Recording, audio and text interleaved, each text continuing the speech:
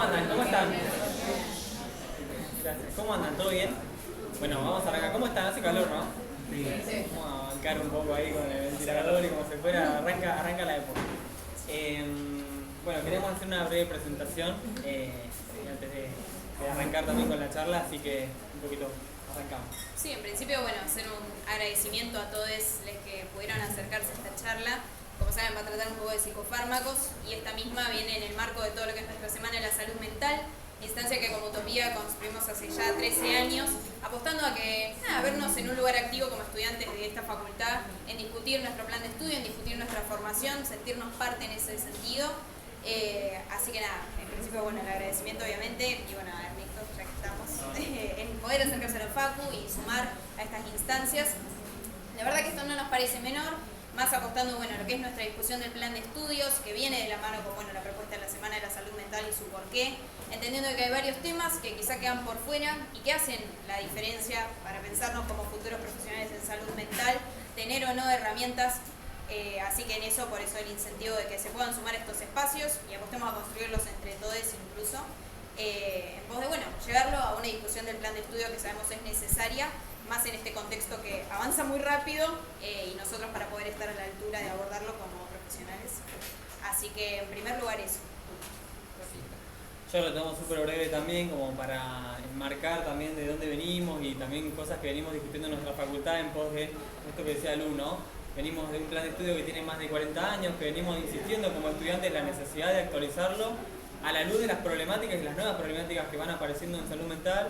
Y si bien nuestra formación es súper completa y tenemos una hermosa carrera y una hermosa facultad, también sabemos que hacen falta un montón de discusiones para poder pensarnos como futuros profesionales del campo de la salud mental en la interdisciplina, en el trabajo con otros profesionales como son médicos, como en el caso de Ernesto, como son en instituciones tanto privadas como públicas, como puede ser un hospital, digo, a lo amplio y complejo que es nuestro campo de inserción laboral, que me parece que es algo que está bueno que lo tengamos en cuenta, y abrir este tipo de espacio en este momento nos parecía central, también en un momento donde venimos discutiendo mucho, bueno, necesitamos una reforma y una actualización de nuestro plan de estudio.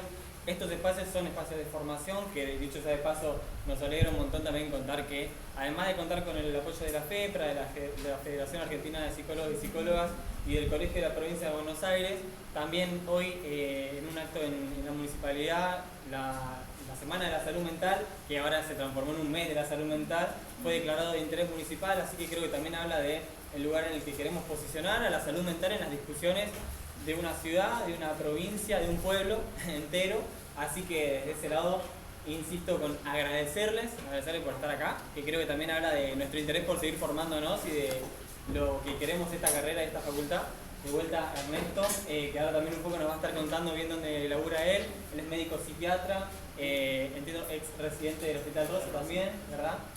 Bueno, ahora nos va a estar un poco contando dónde labura y agradecer obviamente por el tiempo. Así bueno, eso, muchísimas gracias a todos por venir.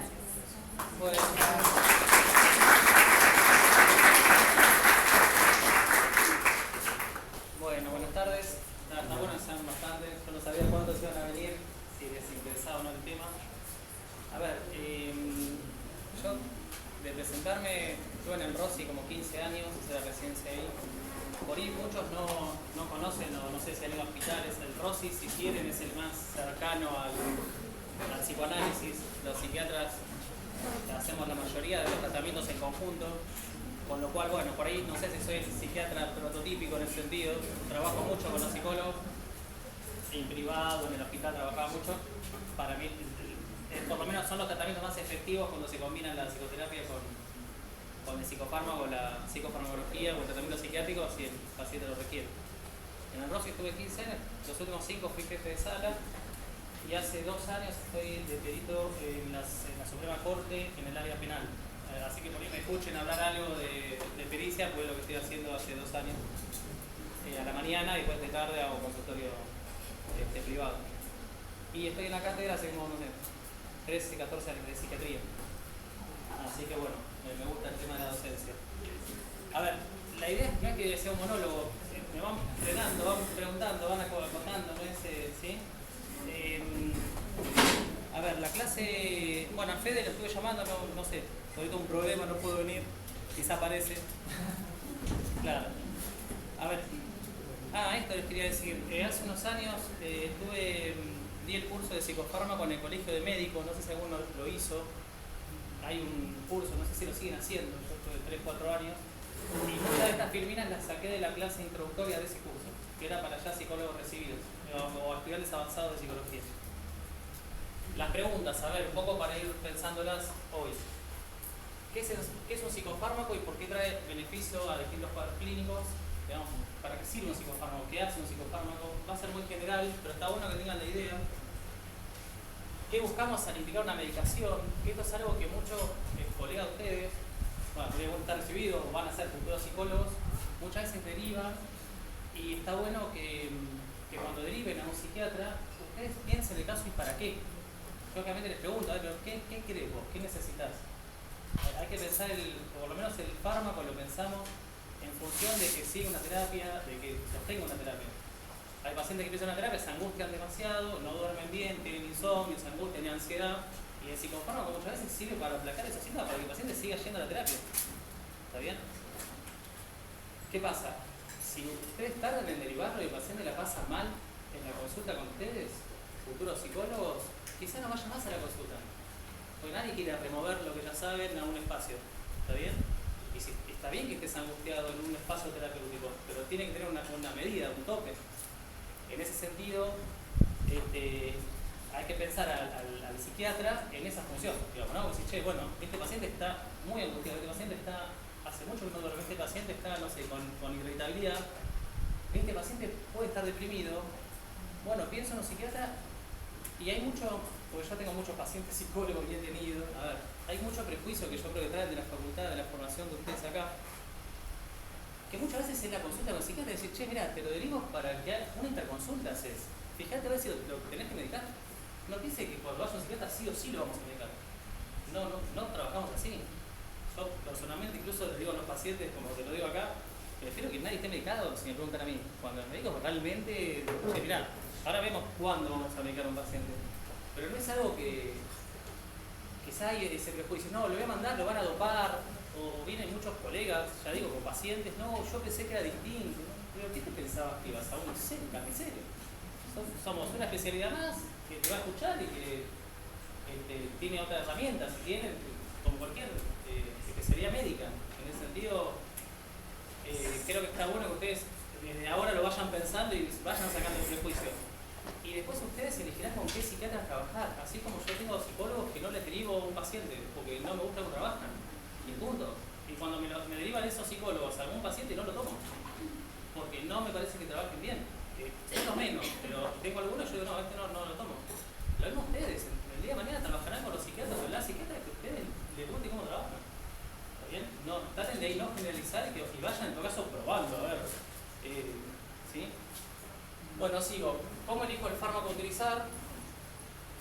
Esto está bueno, esta pregunta. Si hay algún signo o un síntoma indicativo para iniciar un tratamiento farmacológico. ¿Hay algún... A ver, ¿saben la diferencia entre signo y síntoma? No, o sí. Signo es todo lo medible. ¿Está bien? La glucemia, la presión arterial, no sé, la temperatura. Síntoma es todo lo subjetivo, lo que yo no puedo medir. La angustia, un sueño, una pesadilla. Estoy irritable, no tengo para medir cuán irritable estás. Nosotros en salud mental trabajamos con síntomas. Salvo un paciente, no sé, que es psicótico, que esté alucinado, que no sé, que lo vea saltando en esta mesa. Bueno, sí, es un signo, lo veo que está con una conducta desadaptativa. Pero si no, laburamos con síntomas. ¿Está bien? Esa sería la diferencia. Entonces la pregunta es esto, ¿hay algún signo, algún síntoma? ¿Hay algo que yo diga, che, esto sí o sí lo tengo que medicar? Ahora después lo vamos a ver. O por lo menos cómo lo pensamos los psiquiatras. Y esta pregunta que es más para ustedes, ¿cuándo deberían derivar un paciente? ¿Cuándo lo tengo que derivar? Esa es la pregunta del millón. Si ustedes tardan mucho en derivarlo y el paciente la está pasando mal, es como que lo están exponiendo a un sufrimiento de más. Si lo derivan muy pronto, tampoco está bueno, porque quizás le enchufan un fármaco y no era necesario. ¿Está bien? Entonces, esta pregunta después la vamos a pasar hacia el final, pero parece que es la pregunta más importante para ustedes. A ver, como cuando esté trabajando, digo, ¿no? ¿Sigo? ¿Sigo entendiendo? Sí. Avísenme. Bueno, ¿qué es un psicofármaco? A ver. No se ve tanto, pero son sustancias psicotrópicas, o sea, que actúan sobre el sistema nervioso central, que tienen la propiedad de modificar una vía neuroquímica cerebral. Eso hace un psicofármaco, modifica una vía ya instalada.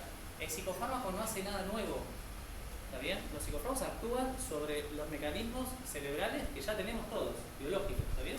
No es que genera un nuevo mecanismo, no. ¿Bien? O inhibe una función o la estimula. ¿Sí? Eso está bueno, ese concepto. No hay nada nuevo ahí. Es o inhibo una función o la estimulo. Ejemplo, ¿vieron por ahí, no sé, les nombro antidepresivos que habrán escuchado? Sertralina, escitalopram, paroxetina, son los que más usamos para ansiedad y depresión. Aumentan la serotonina en el espacio sináptico. Eso es lo que hacen. ¿Está bien? Inhibe la recaptación, inhibe la neurona que recapta ese neurotransmisor. ¿Está bien? Bueno, y después los efectos que puede provocar un fármaco: sedación, alterar el estado de ánimo, el pensamiento, la percepción, el comportamiento. Después los vamos a ir viendo. Bien. Esto no le dé mucha bolilla. Yo lo puse para que vean que por encima está doblada. Pero fíjense que hay fármacos desde el 1959, el diazepam. La mayoría de los fíjense, risperidona es un antipsicótico que usamos mucho, es del 84, tiene más de 40 años, lo seguimos usando. ¿Está bien? El diazepam lo seguimos usando, la fluoxetina del 72. Era el Prozac, la pastilla de la felicidad, le decían antes, tiene ya, no sé, 50 años, y la seguimos usando y sigue siendo efectiva. Hay un montón de propaganda de fármacos nuevos. La verdad es que no hay muchos fármacos nuevos. Mucho marketing. ¿Conocen el DSM-4, la CIE-10? Son manuales diagnósticos. Bueno, la psiquiatría entre el 4 y el 5, en 10 años, aumentó como 200, hubo 200 diagnósticos nuevos. Lo que no pasa en ninguna especialidad médica, solo en la psiquiatría. ¿Por qué? Esto no podemos medir, es todo síntoma. Entonces yo junto 3, 4 síntomas y digo, esto es un cuadro, un trastorno nuevo. ¿Está bien? Estos manuales están todos sponsorizados por un laboratorio, con lo cual si yo tengo más diagnósticos, más vendo mi fármaco. ¿Sí? ¿Me van siguiendo ahora? Bueno, eso se lo digo porque es así. Ustedes van a ver, che, ¿cómo pues se dan 500 diagnósticos, no te dan 300? Y sí, y por ahí en 10 años, 5 hay 700 de psiquiatría. Y tiene que ver mucho con la cuestión del marketing, del uso del fármaco.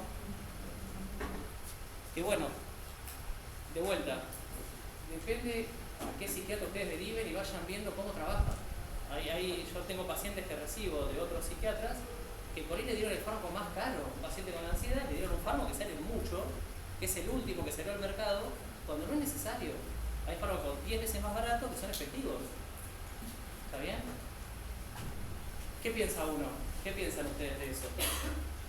¿Qué pensarían? Y hay un interés económico previo a esa. Ni hablar, hay un acuerdo. El médico tiene un acuerdo con el laboratorio. Sí, yo obviamente. Hay un compromiso del profesional del otro lado. En mi caso he tenido experiencias con psiquiatras muy malas. Esto de dar medicación que por ahí te resuena o algo, desde mi lugar es, bueno, hacer una interconsulta con otra persona, porque también al tener tanto estigma, el psiquiatra así es como, bueno, se va uno, lo que te dijo uno, por más que te resuene lo que te dijo, entonces quédate con eso. Y qué sé yo, o sea, siento que es algo delicado y que a la vez todavía es un poco tabú el tema de la medicación. Y se necesita como hablar un poco más para tener el alcance de decir, che, bueno, sea lo que te resonó, consultar con otra persona más, ¿viste? Como, ¿Sí? no sé, siento que es súper necesario también abrirlo un poco más. Ojo, hay tabú, sin embargo, sí, es verdad que hay tabú con los psiquiatras. Ahora, la Argentina es de los países que por promedio de población a nivel mundial que más consume benzodiazepina del mundo. O sea, la gente chupa fármacos, los toma como si fueran caramelos. Quizás no se da un psiquiatra, lo consigue, no sé, en el kiosco. Pero la verdad que tabú con el fármaco no hay. En todo caso hay para ir a ver al psiquiatra. Pero después, todo está tomado, vas a cualquier médico y te tira un clonazepam. Eso es lo que pasa. Yo no estoy de acuerdo con esa práctica, no. Pero bueno, te entiendo lo que decís, sí. Yo un poco pensaba en lo que charlamos al principio de la charla, ahí comentándome un poco. Bueno, yo creo que también este estigma se fomenta un poco de no hablar estas cosas, ¿no? Entonces yo pensaba, bueno, la reforma del plan de estudio es inminente, ¿no? Yo creo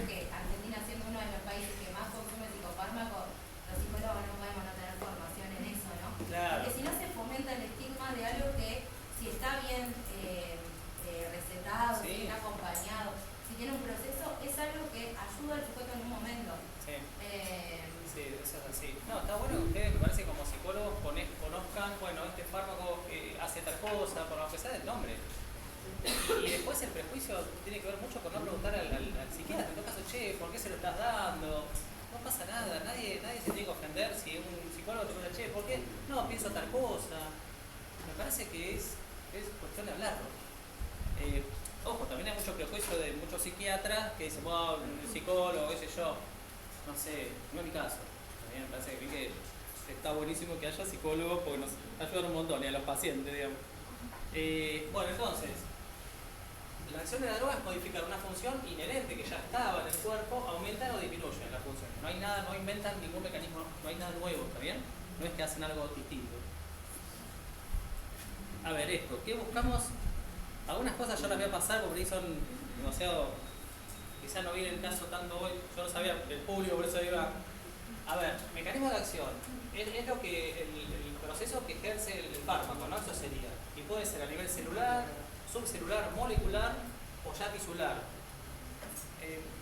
Básicamente piensen que el psicofármaco actúa en la neurona, punto. Y la mayoría de las cuestiones, vieron la célula, lo habrán visto hace mucho, tiene la membrana plasmática, tiene un montón de receptores, ahí actúan los psicofármacos. O inhiben a un receptor o lo estimulan, ¿está bien? Y obviamente ese receptor, cuando lo inhibís hay una cascada intracelular, ¿está bien? Ejemplo, esto que yo les decía de los IRS, como la sertralina, la paroxetina, tarda más o menos, que son ansiolíticos y antidepresivos, tarda más o menos 3 semanas, de 2 a 4 semanas en actuar. Pensamos que tardan eso porque es lo que tarda ¿vieron el ADN, el ARN y las proteínas? Es lo que tarda en transcribirse a esas proteínas. Por eso, una vez que se transcribe, a las 2 semanas, 4 semanas, empieza a actuar. Pero son todas teorías, no sabemos cómo funciona el cerebro bien. Si bien las neurociencias avanzaron, no sabemos bien qué hacen. De hecho, tenemos antidepresivos que hacen las acciones opuestas, uno opuesto al otro, y los dos son buenos antidepresivos. O sea, por eso hay que ver la acción y en qué lugar del cerebro actúa, que eso no lo sabemos. ¿Está bien? Si un paciente me preguntara, che, ¿pero cuál es el mecanismo de acción? Yo puedo decir, sí, bloquea tal cosa, después no sé bien en qué lugar, o no podemos acceder a eso. Y aparte, una consulta media capazada, pero ¿cuánto medís? O sea, el tiempo que tiene que consumir ese fármaco? Y bueno, depende del caso. En caso de ansiedad o depresión, que son el 90% de las consultas, de 6 meses a un año, en un primer episodio. Es eso, el tiempo. Después hay pacientes, son los menos será el 5%. De hecho, hay 2 que son colegas de ustedes, que están con psicofármaco, con uno de estos, que hace 10 años que lo toman. Cada vez que se lo saco, se angustia. Uno me llamó el psicoanalista, que es recontra conocido acá en La Plata, che, Ernesto, no le saques más la medicación. Muy loco, el psicólogo dice, bueno, no, todavía no, pues se pone mal, porque no, bueno, listo. Entonces los veo cada 2 o 3 meses y están como, es lo más raro, lo más común es que sea de 6 meses a un año. ¿Está bien? ¿Y qué pasa en esos casos? Que es necesario sí o sí mantenerlo a lo largo del tiempo. No sabemos bien, siendo residente ahí en el Rossi, estaba la teoría de que hay pacientes que tienen déficit de neurotransmisores, ¿no? Como que hay sujetos que tienen déficit, como alguien que no tiene, no genera insulina, como un diabético, ¿no? Bueno, siempre me rehusé a creerlo y pensé, yo siempre pensé más en el sentido de que, el ambiente cómo impacta, ¿no? Las vivencias más que lo biológico. En estos casos, no sé, mi teoría es como que tambalea, no sabemos bien, porque le sacás el fármaco y vuelven y son pacientes, esto yo les digo, son pocos, hacen terapia hace 20 años, no es que, ya les digo, no es que son pacientes no tienen terapia, sin embargo recaen. Pero no sé, ahí la respuesta es. Pero tiendo a pensar de que hay algo ahí deficitario, aunque me hace ruido, a mí mismo, ¿no? Esto lo han visto seguro con...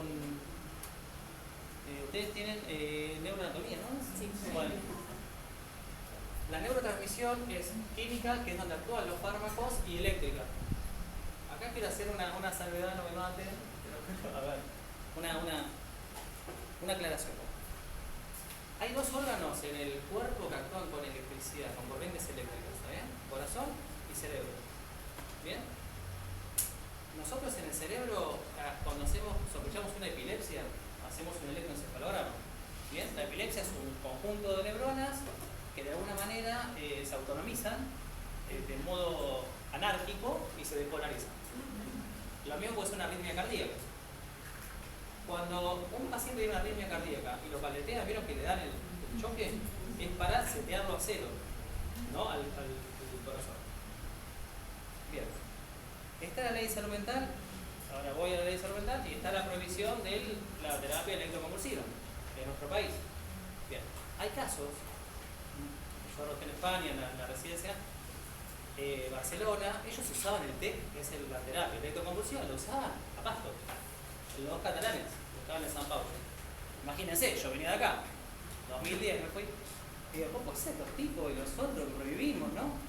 Digo, no sé, hay cosas que, hay algunos, esto lo eléctrico lo usamos, hay algunos lugares de Buenos Aires que se hace TEC de modo excepcional, pidiéndole a la justicia, son para casos muy, muy específicos, pero sepan que la prohibición, qué sé yo, hay algunos casos que se puede usar y funciona bien. Son los casos de depresiones resistentes a todos los fármacos con ideación suicida. Y en esos casos funciona. ¿Está bien? Por eso digo, hay cosas que yo, quizá hay mucho prejuicio, hay mucha cuestión ideológica dando vuelta. No estoy diciendo acá, che, hay que hacerle, no. Pero hay casos específicos que funcionan. ¿Está bien? Y que yo lo he visto con mis propios ojos estando ahí votando. ¿Cómo? Terapia electroconvulsiva. A ver, esos casos que son los más graves son casos contados. Yo habré visto 2, 3 en mi vida, no son casos. Hay una depresión resistente de que una ideación suicida y no hay forma de sacarlo. Y eso es lo único que lo logra. Allá en España lo hacían cada 3 semanas. Lo hacían las personas de 80 años. Y vos decís, che, acá está prohibido. No sé, yo lo digo esto, lo tiro así, no es para que no es de hoy. ¿Y el organismo cómo responde? ¿Qué es lo de atrás? No sabemos bien. Es como una cosa, no, es que lo mismo los fármacos. En ese sentido es como si fuera una liberación de neurotransmisores masiva y el paciente queda 1 o 2 horas ellos lo hacían en un quirófano ahí en España, lo dejan en observación 1 o 2 horas, después salían caminando. Ya te digo, había una señora de 80 años. Yo le digo a la que era tutora mía, pero ¿qué lo hacen? Y ella la hacemos cada 3 semanas, hace 2 años. La señora venía caminando, está impecable. ¿Pero por qué lo hacés? No le di todos los fármacos sabidos y por haber, no sé cuántos intentos de suicidio, y esto es lo único que la mantuvo viva. Yo qué sé, querer reventar. Pero bueno, sepan que hay otra visión también, en el mundo, digo, más allá de acá. Y los fármacos actúan en la cuestión química, ¿está bien? No eléctrico. Nosotros damos psicofármacos, la neurotransmisión química. Por eso les decía, no me maten porque voy a empezar a hablar de eso, que qué sé yo. A ver, tipos de fármacos. Los antidepresivos son los que más usamos. Acuérdense, la mayoría de los casos son ansiedad y depresión. A ver, esto es importante. ¿Cuál es la diferencia entre angustia y ansiedad? Porque un psiquiatra te dice, está ansioso, ¿qué sería? ¿Saben la diferencia? ¿Lo leyeron? No sé. ¿La conocen? No. A ver, angustia es todo lo que es corporal, lo que toca el cuerpo. La angustia es corporal. Si un paciente está angustiado, ¿qué pasa? Tiene la opresión, tiene la cuestión de la tristeza, toca el cuerpo. ¿Bien? No hay angustia sin opresión, no puedo respirar, está congoja. ¿Está bien? La ansiedad es bien psíquica, bien psicógena. El ansioso es el que piensa, no toca el cuerpo, a veces se dan de la mano, vienen las dos, o sea, tiene angustia y ansiedad. A veces está solo ansioso el paciente, que es el típico paciente que te dice, me acuesto y no puedo dormir, o no puedo pensar. Esa es la ansiedad, ¿está bien? Los antidepresivos actúan tanto en ansiedad como en depresión. Ya les digo, son la gran mayoría de las consultas. Después están los ansiolíticos, sedantes o hipnóticos. Hipnóticos es para los pacientes que tienen insomnio. Los que más usamos son las benzodiazepinas. Clonazepam, diazepam, ahora después los vemos, los conocen todos, deben conocer marcas también. Yo en ese sentido soy bastante hincha, no pongo ni una marca, no me interesa, yo le pongo el genérico, le digo al paciente que anda y fíjate alguno más o menos, que te suene y ya está.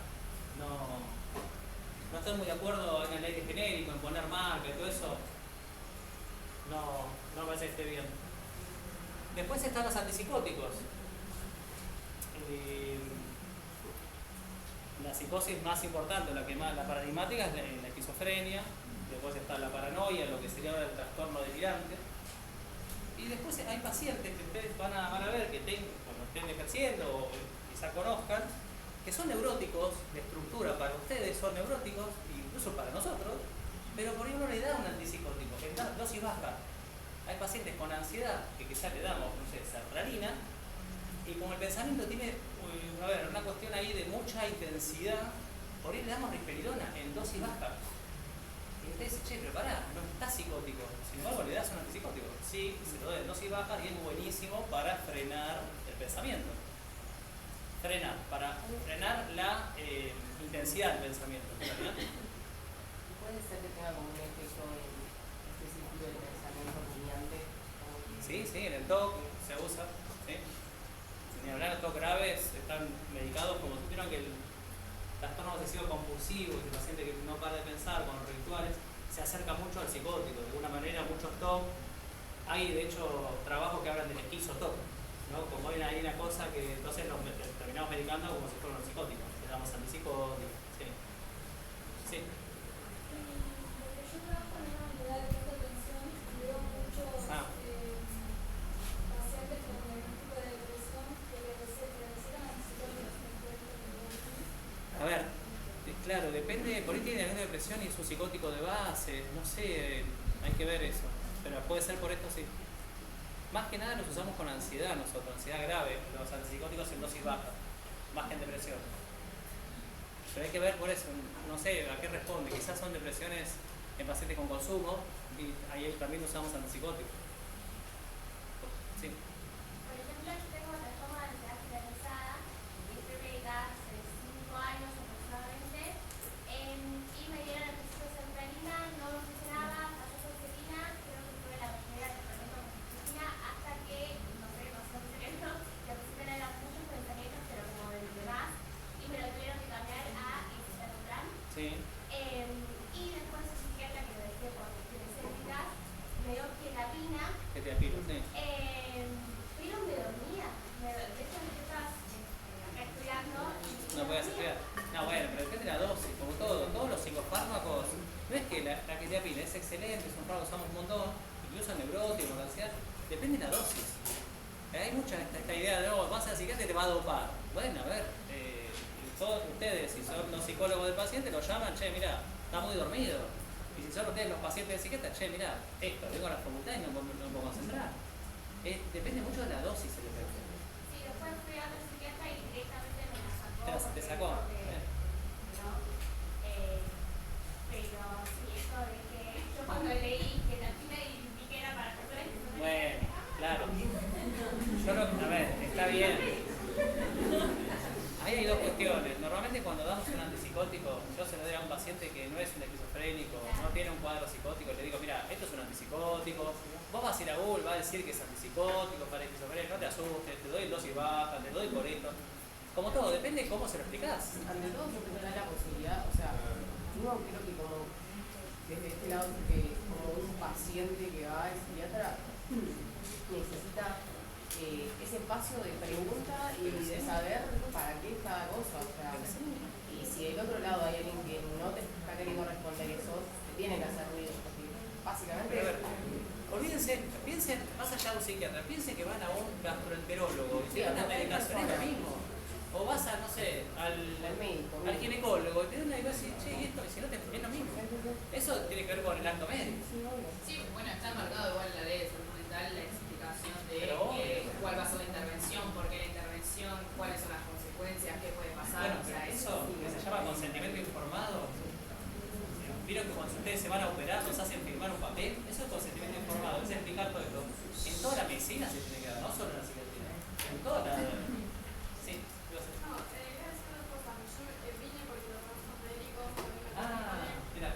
y un campo hermoso. Sí. Estuve también medicada como ella con fluoxetina y estuve creo que 3 meses dedicada en las noches. O sea, hermoso, terapia, años, obvio, sigo yendo. Sí. Y me pareció venir lo que dijo Juli al principio, que es clave para mí el psiquiatra, porque como ella pasó de psiquiatra en psiquiatra, a mí Federico me sentó y me dijo, leí filosofía y yo,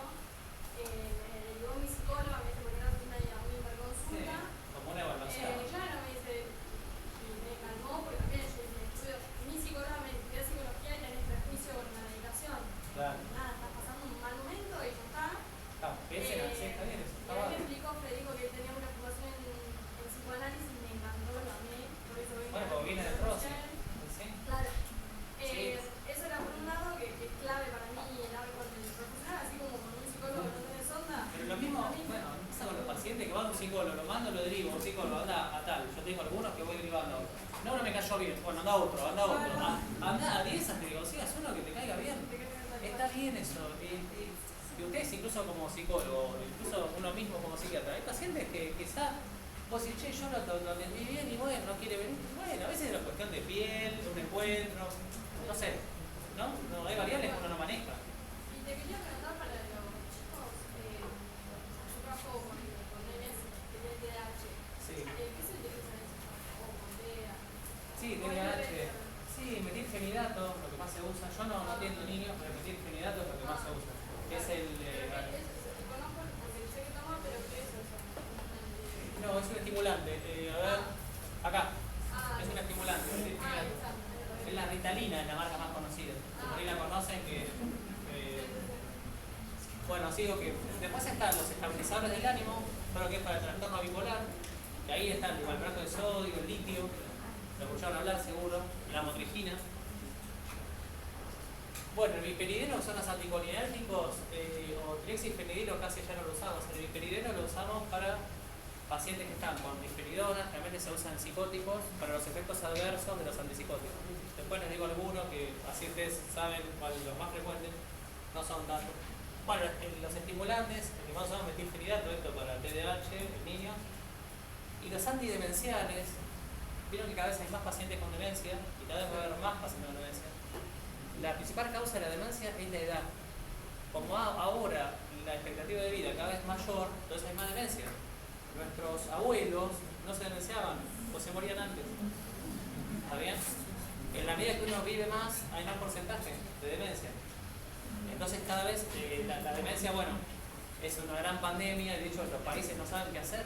Un paciente con demencia requiere mucha atención, requiere ayudarte, requiere fármacos, requiere asistencia y eso requiere mucho, una cuestión económica muy importante que los países, incluso países desarrollados, así, no pueden sostener. ¿Qué prevención para la demencia? La prevención de demencia generalmente es saber, obviamente, una vida sana, tener todo lo que es estimulación, hay talleres para estimulación cognitiva. Después, yo tengo pacientes profesionales y que han sido muy exitosos y gente muy inteligente que cuando aparece el teo cognitivo apareció como un dominó, ¿viste? Yo lo pienso así, como va cayendo y no hay forma de pararlo. ¿Y la medicación, o sea, qué es lo que hace? La medicación trata, de alguna manera es una forma de tratar de frenarlo, la verdad que no es efectiva. En la mayoría de los casos no frena el deterioro.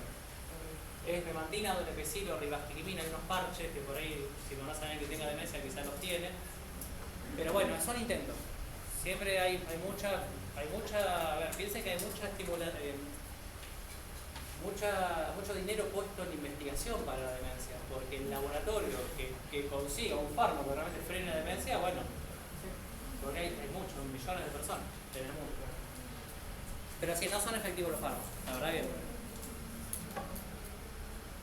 Bueno, esto me parece que está bueno, lo pongo todo y quizás, bueno, no sé si es muy chino, me avisan, pero...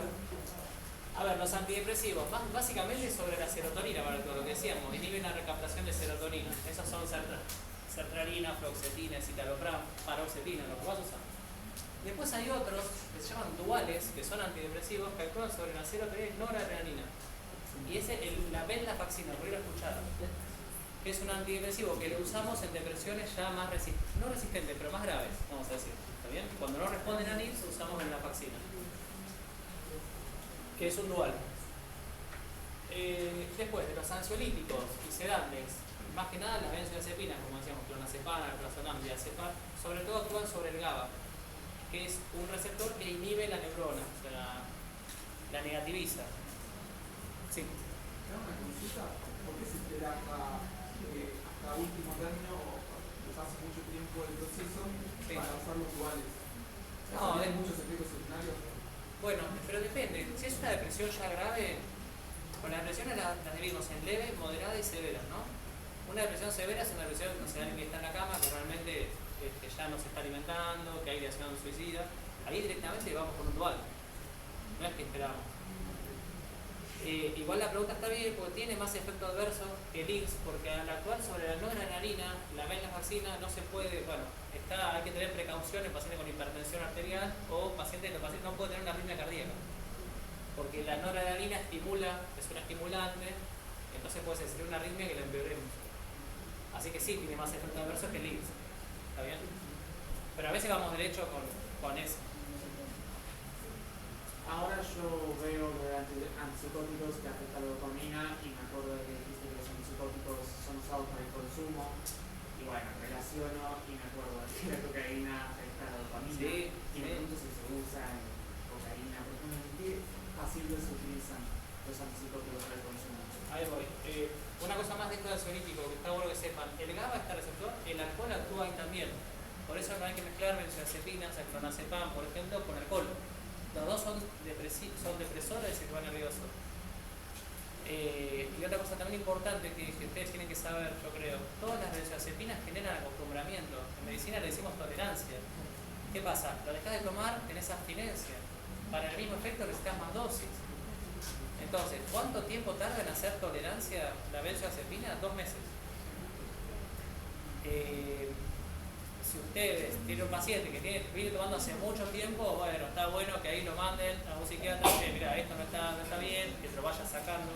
Piense que es un depresor del sistema nervioso, ¿está bien? Tengo una consulta. Sí. Por ejemplo, si vos durante un determinado tiempo tomaste con el clonazepam en dosis altas. Sí. Sí. Caso de, en un momento, bueno, que yo como a la finalización del tratamiento, qué sé yo, recaída, ¿desde dónde se empieza la dosis de vuelta? O sea, puede ser que tu cuerpo tenga todavía como una memoria de esa medicación o es como arrancar de cero. Y si pasaron ya 2, 3 meses o más, ya es como arrancar de cero. Okay. Sí. A ver, hace un año más o menos vino un paciente con 7 miligramos de clonazepam. Es un montón 7 miligramos. Cuando le pregunto, que un paciente de 67 años, ¿quién te dio esto? Me dice, mira, fui al traumatólogo, me dolía la rodilla, estaba angustiado y me dio clonazepam. Y no le digo, pero te explicó el traumatólogo que genera acostumbramiento. No me dijo nada. Claro, el tipo fue poco a poco, tiene FAMI, entonces el médico de cabecera se lo daba gratis. O sea, entonces fue aumentando y en un año llegó a 7 miligramos. Por eso está bueno que ustedes, como psicólogos, sepan, clonazepam, diazepam, alprazolam, lorazepam, lo menos tiempo posible. ¿Está bien? Porque lo tiene dopado al paciente. Por el paciente dice, pero yo estoy bien. Sí, pero no, porque estás con un depresor nervioso todo el día. Lo mismo yo se los explico así a los pacientes como el que fuma marihuana todos los días. Te dicen, no, pues yo estoy bárbaro, sí, es tu estado así. Ahora, en realidad, estás todo el día con esto. Tu realidad termina siendo esa. Lo mismo pasa con la benzodiazepina. ¿Está bien? Eso, sépanlo que mucho tiempo ahí, drívenlo. Hagan el azul. ¿Está bien? Bueno, antipsicóticos. Ahí voy. Sobre la dopamina lo que hacen, bloquean los receptores de dopamina. La hipótesis que tenemos es que cuando hay una alucinación o hay un pensamiento delirante, hay una hiperestimulación dopaminérgica. Entonces bloqueamos los receptores, disminuye la alucinación. ¿Está bien? Una cosa importante, porque ustedes hablan de es psicótico, ¿no? Una estructura psicótica. Nosotros los psiquiatras nos van a escuchar diciendo está psicótico. Está psicótico, decimos, este está psicótico o no está psicótico. Porque tenemos otras categorías, la verdad. Cuando un psiquiatra dice está psicótico son 4 acepciones, vamos a poner 4 ejemplos, 4 formas. Una es la alucinación. Esto está bueno también que lo sepan. La mayoría de las alucinaciones psiquiátricas de un paciente con esquizofrenia son auditivas. Si un paciente tiene alucinaciones visuales, piensen en consumo o que tiene una cuestión orgánica, un tumor, epilepsia, ¿está bien? Entonces, Una intoxicación. una intoxicación, claro, pero algo de sustancia, ya sea abuso o sea un consumo agudo o intoxicación. Entonces, decir que está psicótico está alucinado. Si es visual, paren las antenas y ahí sí, a un neurólogo, a un psiquiatra, pero algo raro, no es lo común, ¿está bien? Son siempre auditivos, en general son auditivos. La segunda cuestión, yo digo, este está psicótico y tiene una ideación delirante. ¿Qué es una ideación delirante? ¿Qué sería? Si les preguntan así, ¿qué dirían? ¿Qué es una ideación delirante? Una idea delirante, ¿qué características tiene? Certeza. Bien, ¿qué es la certeza? Estar seguro de que lo que estás pensando es así en realidad. Bueno, pero todos tenemos nuestra propia realidad, ¿no? No, pero más allá de lo que digan otros. Bien. O sea, la idea no se va aunque otros digan que es de esta forma o no. Bien. Pensamientos así como persecutorios. Bueno, hay una temática, puede ser persecutorio místico, que diga yo soy el hijo de Dios, no sé, erotómano. Que no sigan ningún tipo de lógica, por ejemplo. Claro, pero hay ideas delirantes que son verosímiles. Yo les puedo decir, che, acá nos están espiando. ¿Y podría ser? Sí, alguien que puso lo está espiando. Les doy un ejemplo, para que quede claro un poco lo que decías vos de la certeza. Que está bien la palabra. Nosotros hablamos de certeza. Por ahí lo impulsivo también. ¿Cómo? Lo impulsivo también, que aparece. Sí, pero a veces es una idea más que tiene que ver con las ideas delirantes. Hay de dos tipos, ya sea alucinatoria, que las voces le digan algo y el tipo ahí arma una idea delirante, o interpretativa, sale a la calle, ve que uno se ríe, se están riendo de mí. Eso es interpretativo, no es delirante. Exacto. Les digo este ejemplo que está bueno de un paciente que tuve de acá, de Ensenada. Un divino, a ver, era informático. Y él le empezó a decir, che, me están espiando.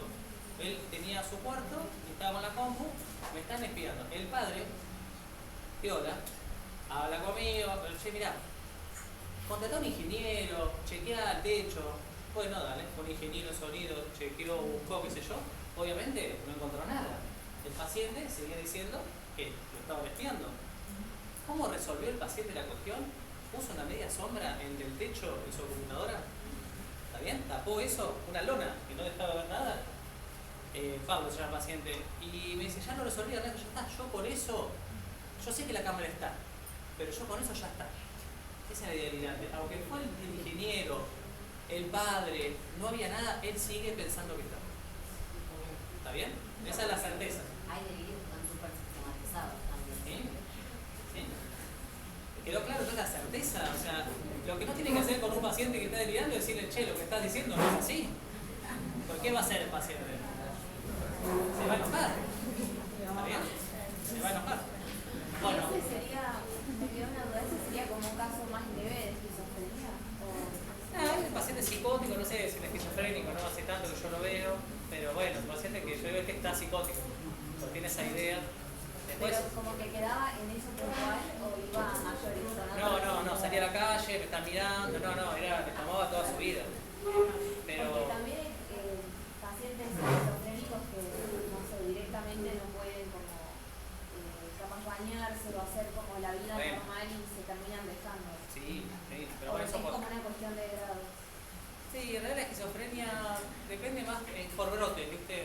La esquizofrenia son episodios psicóticos agudos, y se llaman brotes en la esquizofrenia, que depende mucho de si toma la aplicación o no, de la familia, pero es variable, hay distintas presentaciones de esquizofrenia, es bastante variable. A ver, la tercera cuestión de si yo digo que está psicótico, que tenga alteración del lenguaje. ¿Y esto qué es? ¿Cómo sé el pensamiento? A ver, yo no tengo ninguno, ustedes tampoco tienen una máquina que mida el pensamiento. Uno sabe qué le pasa al paciente o al sujeto que está enfrente cuando habla. Entonces, una alteración del lenguaje, ¿cuál es la más frecuente? La disgregación del pensamiento.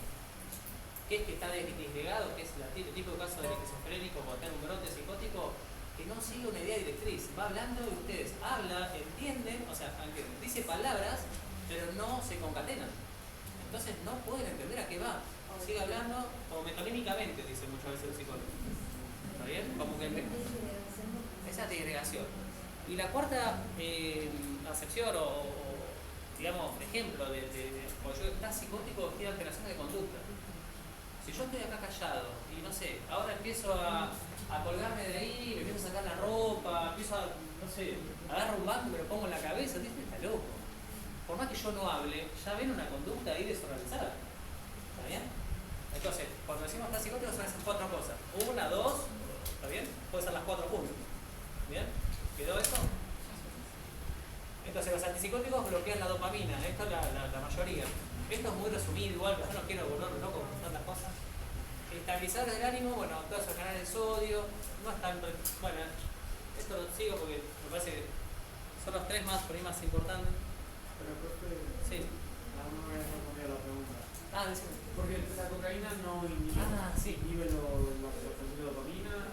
Sí, lo que pasa es que, a ver, el paciente que consume cocaína, el paciente con abuso o con uso problemático de cocaína, lo que caracteriza a ese paciente realmente es un cuadro de impulsividad. Aparece el craving, que es cuando no tiene la cocaína, aparece la cuestión de buscarla, y en ese sentido el antipsicótico trata de frenar ese impulso por seguir consumiendo. En eso lo usamos mucho. Y aparte, el paciente con cocaína, muchos tienen ideación de paranoide. Muchos pacientes con consumo de cocaína, se empiezan a perseguir y empiezan a tener ideas delirantes paranoicas. Es muy común que un paciente con cocaína, no sé, empieza a desarmar la puerta, que empieza a mirar a ver si están. Es muy común esos episodios. Entonces ahí muchas veces damos un antipsicótico. ¿Está bien? ¿Cómo un sucedáneo? ¿Cómo? ¿Un sucedáneo a la droga? No, en realidad es para frenar ya sea la paranoia que le genera el consumo o el craving, que es la fuerza o el estímulo por volver a consumir. Eso sería, ahí lo usamos mucho en la cocaína. ¿Está bien? Igual también con el paciente con consumo de cocaína problemático, lo que más se usa es antidepresivo y por ahí antipsicótico. Y por ahí estabilizador del ánimo le damos divalproato de sodio. A ver, el antidepresivo es porque el consumo de cocaína cuando no está consumiendo tiene periodos de depresión, literalmente depresión, hasta que vuelva a consumir. Por eso damos un antidepresivo. Y el divalproato de sodio y el antipsicótico lo damos para tratar de frenar esa conducta impulsiva de volver a consumir. ¿Está bien? ¿Cómo dijiste que llamaba esa conducta compulsiva? Craving, con B corta, craving. Es como el... Si vas a apuntar algo que...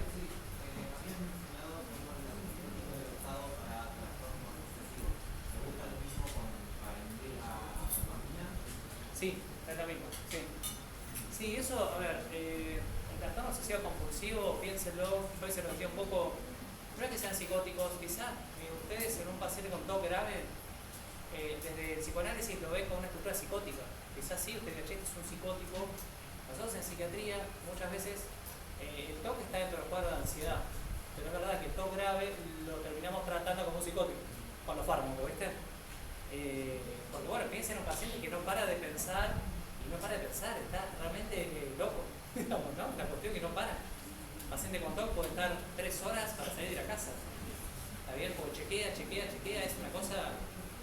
sí. ¿Y cómo hacen en el caso de alguien que tiene TDAH que no sabe, que conoce, que tiene ese diagnóstico y lo diagnosticaron como si fuera bipolar? Pasó por Es re común. Porque tiene TDAH, tiene muchas como similitudes en cuanto a síntomas. Tiene muchas formas similares. Claro, similares, se confunden y a veces andan por 800 tipos de ansiolíticos, antidepresivos, sin ninguna necesidad. Y terminan yendo a millones de, como decían nuestros compañeros, de psicólogos, psiquiatras, que van diciendo, no, tenés personalidad, no tenés esquizofrenia, no tenés... Y nadie termina diciendo, no, es TDAH. Lo que pasa es que es difícil el diagnóstico de TDAH, porque mascara mucho, digamos, sí. Es muy común que lo más común es que si te equivocás pensando que es un bipolar. Y el paciente tiene TDAH. Sí, es así. Pero bueno, son diagnósticos difíciles. Te hago otro. Como quieras.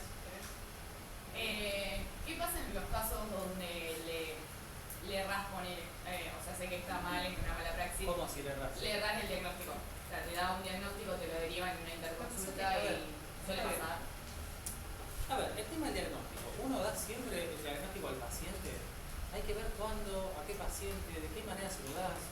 Muchas veces ustedes mismos pueden decir, bueno, y pues les van a preguntar a ustedes, che, ¿qué tengo? Bueno, es preliminar, estamos viendo, puede ser algo de ansiedad. Y no terminás de resolver. Algunas veces doy diagnósticos cuando parece que requiere el caso. A veces digo, no, bueno, vamos viendo. Muchas veces, a ver, piensen en un esquizofrénico que no tiene conciencia de la enfermedad, le estamos dando un antipsicótico y le digo, che, pero vos no dormís. No, bueno, todo esto para dormir. Y yo no le digo que es un antipsicótico. ¿Está bien? Estoy omitiéndolo. Pero lo estoy omitiendo porque no hay alguien enfrente con conciencia de la enfermedad. Por eso digo, el tema del diagnóstico es como para pensar en cada caso. Después, obviamente, nos equivocamos como cualquiera se equivoca, cualquier médico. Sí. Pero me parece que ahí está en cada uno, decir, bueno, ya sea con el paciente, che, mira, vamos por acá, pues no estás andando bien y listo. No hay que creerse que se puede con todo. Con nadie puede con todo.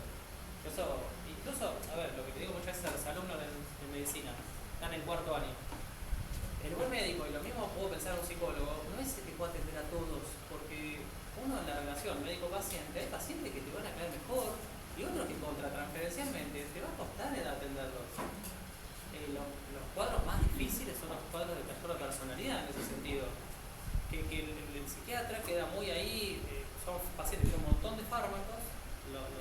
pacientes borderline, digamos, con trastorno límite de personalidad, van a ver que son pacientes que tienen un montón de fármacos y ninguno pega en el blanco, ¿no?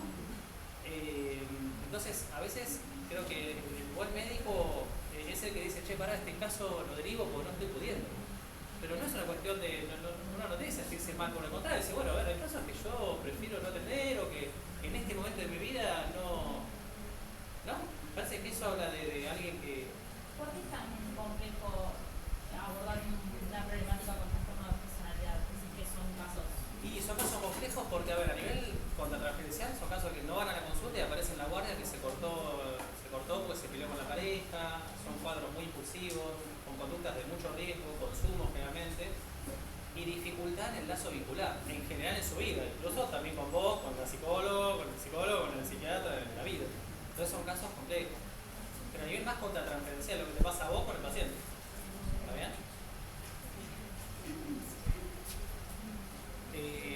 Y eso por nosotros. Se podría decir que son los casos donde hay más resistencia a la ayuda, al diagnóstico, al análisis, al tratamiento. Sí, a ver, hay pacientes que quizás, no sé, porque también un paciente psicótico que no tiene conciencia de enfermedad, tampoco va a ir a la consulta, lo tiene que llevar, un esquizofrénico.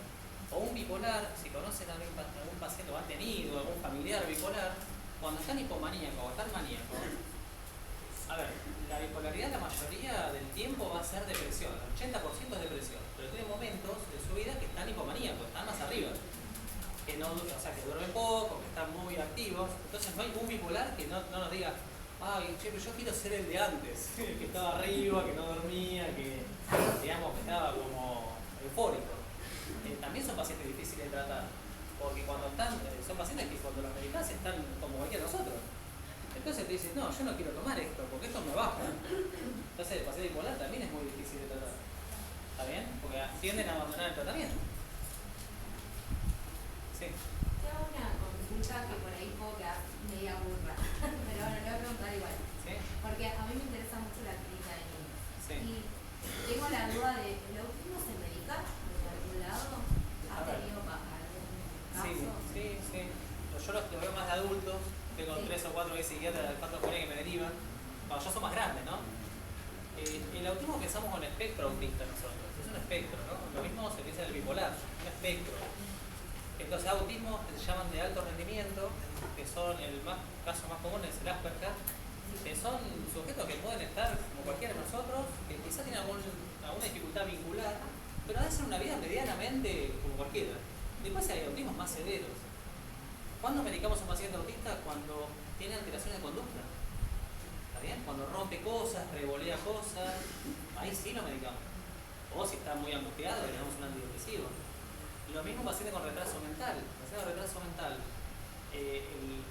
mental también es leve, moderado y grave. El leve puede estar acá sentado que quizá, no sé si llega a recibirse, pero puede ir a una facultad con él. No sé si le da para terminar la carrera. Pero ya el moderado o grave tiene conductas impulsivas, entonces los medicamos para que no. Viene el familiar y dice, no, doctor, me revolvió con una silla. Bueno, lo medicamos. Lo mismo el autista. ¿Está bien? Es más de control de conducta en general. ¿Sí? Yo me quedé hacer un aporte chiquitito para dejar subir, pero también pensaba en esto de que estaba una pregunta sobre el diagnóstico, y sobre pensar también cuestiones, conceptos, teorías que por ahí compartimos, ¿no? En las distintas disciplinas y el pensar en, si bien cada uno tiene su orientación, la necesidad también de formarnos del saber del otro también, ¿no?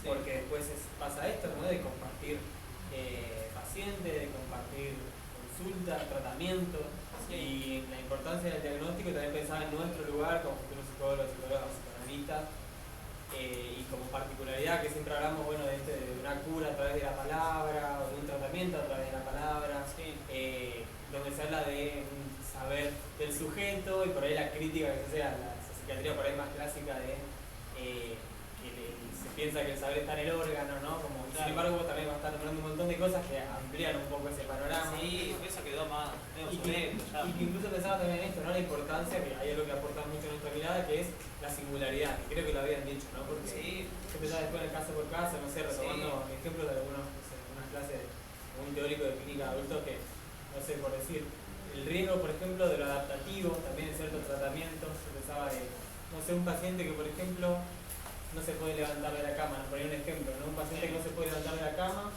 que no puede salir, que está todo el día encerrado en su casa.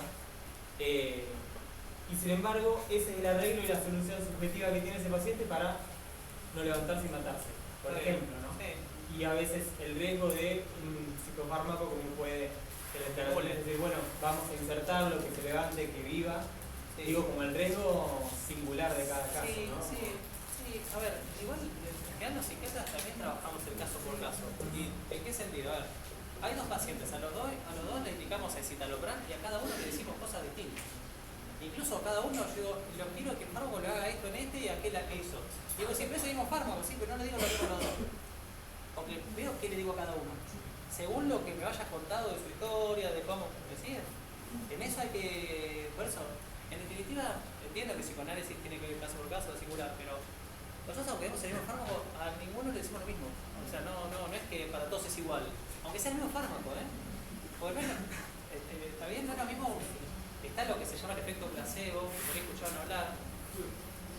A ver, el efecto placebo, cuando ustedes van a una consulta de un médico, ¿no? Le preguntan a Julián y Julián dice, anda a ver a Pablito, que es un fenómeno.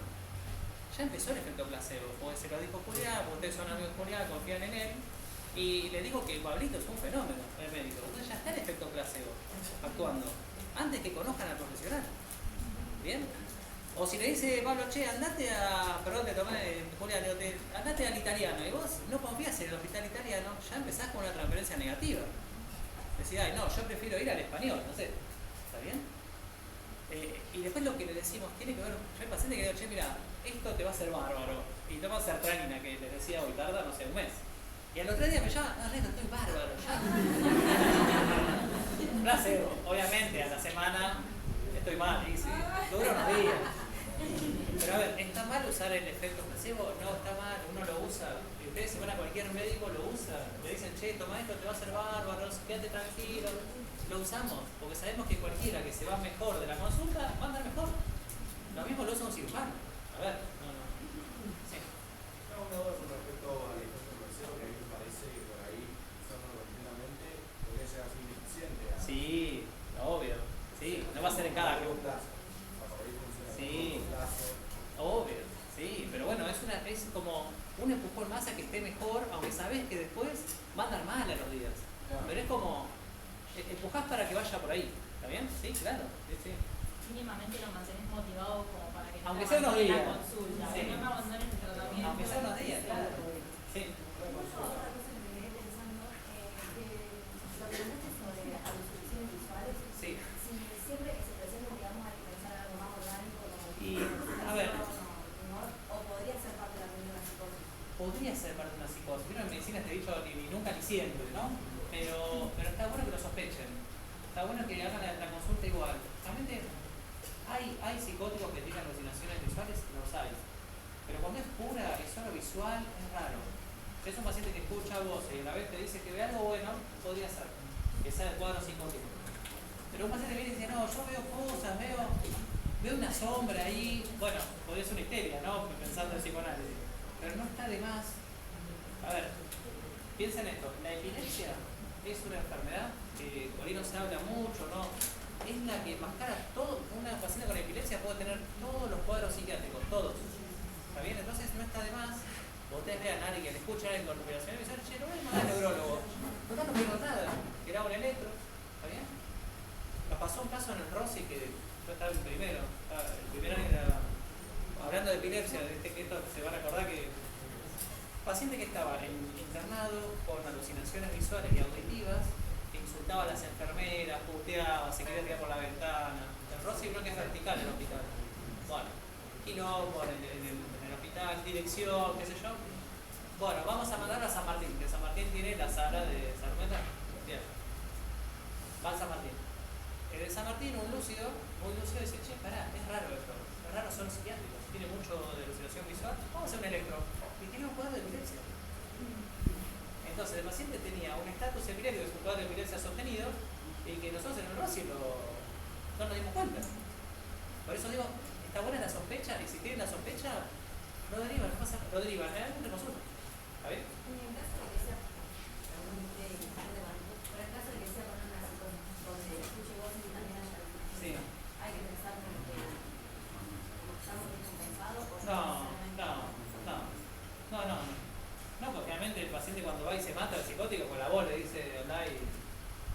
incluso es más grave generalmente lo auditivo que lo visual. No es que es peor el caso. ¿Está bien? El abuelo de mi expareja tuvo pensaban que era como un brote ahí medio psicótico, llegaron a la casa y había dado vuelta a la casa, estaban encerrados en la pieza con un arma diciendo que se la habían querido meter, que había gente que lo estaba persiguiendo. Lo llevaron al hospital de urgencia y tenía una infección en los pulmones, pero terminó en un coma inducido, tuvo un mes, o sea, gravísimo, pero lo llevaron pensando ya. Pero bueno, está bien. Yo no los quiero marear, porque si no, hay los cuadros, digamos, de infecciones que generan alteraciones a nivel del sistema nervioso central, se llaman cuadros de confusión aguda o delirio, que es lo que tenía este paciente. Por eso digo, pacientes con una cuestión así que de golpe, está lo visual, hay que pensar lo orgánico. Cuando digo orgánico es algo demostrable. Sí, infección, tumor, golpe en la cabeza. Miren esta primera que parece que está buenísima para ustedes porque está el psicofármaco, ¿no? Que está actúa a nivel molecular, con todo lo que ya dijimos, psicológico, sociológico. Y la psicoterapia, fíjense que tiene el impacto en lo molecular también. O sea, la palabra cura, sí, eso está demostrado de la neurociencia. A ver, algo que yo les pregunto, pensando en la cura, ¿los pacientes que van al psicólogo y hacen psicoanálisis, se curan? Cuando les dan hacen el... ¿Qué les parece? No. ¿Qué piensan? Yo creo que... ¿Lo seguís toda la vida entonces? No, les pregunto. Uno arranca la terapia cuando tiene un problema puntual y lo que trata es de aprender cómo aliviar esa angustia con la que empieza y tratar de aprender a sobrellevar eso y mejorar, pero de cura. Bien, el concepto de cura entonces en salud mental... Bueno, pero por eso, el concepto de cura en salud mental lo tenemos que pensar. A ver, la medicina pensaba la cura como antes era, no sé, neumonía, tomo un antibiótico, lo mato el germen, listo, me curé. Pero en salud mental, el concepto de cura no es así. Si yo les pregunto a un paciente hipertenso, que toma enalapril 10 miligramos todos los días, y no tiene hipertensión, ¿está curado? Pero no tiene hipertensión. Está bien, pero ¿está curado? O sea, hay que pensar el concepto de cura. Nosotros desde la psiquiatría tampoco curamos a los pacientes, salvo pacientes con depresión, supónganle que lo sacás de la depresión, después el paciente, un paciente ansioso, lo podés medicar, generalmente vuelven a la consulta al tiempo, puede ser un año, 2, 10, pero vuelven de esta forma. Un paciente bipolar, no lo curamos, está medicado, un esquizofrénico tampoco. ¿No? Entonces digo, el concepto de cura hay que sacarse de la cabeza la cura esta que yo le diga de antes, que yo le estoy diciendo de la psiquiatría de antes, ¿no? O de la medicina. Yo lo pienso más en todo caso que bueno, está tratado. Bien, está tratado. Pero bueno, en psicoanálisis hay un montón de discusiones también de cuándo termina el tratamiento. Pero bueno, nada, está buena esta filmina como impacta. Bueno, esto un poco se los dije, quiero ir. Esto un poco se lo dije también. Quiero ir a una parte más importante a mí. Pero. A mí la filmina anterior esa me hace pensar un poco en la neuroplasticidad de la neurona. Sí. Bueno, cómo los psicofármacos actúan inhibiendo o acelerando algunos procesos y la psicoterapia también. Sí. En ese mismo orden de ideas. Les pongo esta que está buena, que es de... Es un tema interesante en realidad. Perdón. Sí, dale. Pero dijiste que los psicofármacos actuaban en determinadas funciones, pero a largo plazo no podrían afectar a la vida del sujeto. No podrían afectar a muchísimos más efectos que simplemente la función neuronal, propia orgánica. Obvio, claramente. A ver, los antidepresivos, los IRS, los que inhiben la recaptación de serotonina, los que más usamos, sertralina, todos esos, probablemente, a ver, al paciente, yo se lo transmito así, está bueno que esto lo sepan, que qué es lo que hace el fármaco. Un paciente está ansioso, ¿no? Y piensa y no puede parar de pensar. Y entonces tiene, no sé, ustedes, tienen que venir a cursar y empiezan a no parar de pensar. Tienen un parcial y se enloquecen y no duermen porque están asustados, porque no sé qué. Bueno, y les genera toda una cuestión emocional.